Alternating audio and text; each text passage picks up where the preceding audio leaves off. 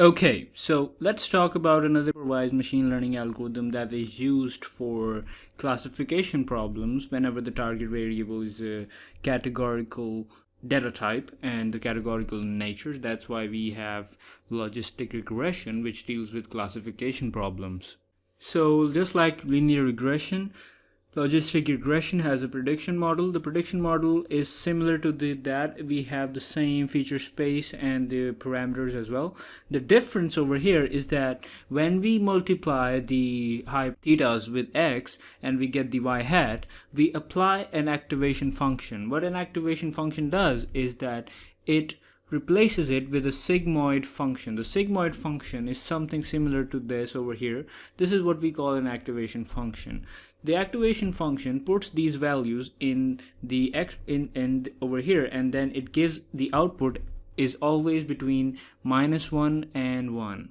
So in order to better understand it, let's look at the logistic function, which we call the sigmoid function as well. So you can see the answer is always between 0 and 1, and so that is the reason. So whenever we're using the logistic regression for classification problems, we use the sigmoid function which ensures that the values are between 0 and 1.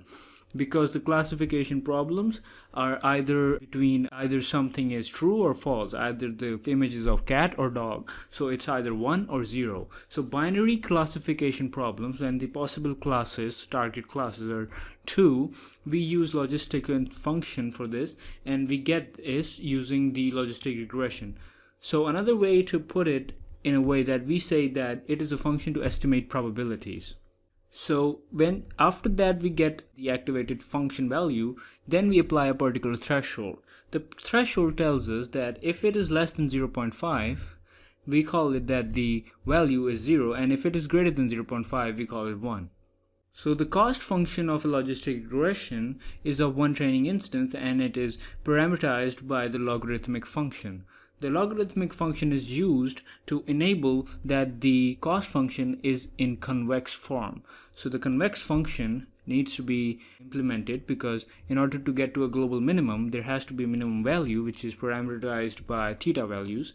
So that's why the cost function is parameterized by logarithmic functions, and the math over here is rather complex. So if you want to understand it more, you need to understand the concept of entropy and cross entropy.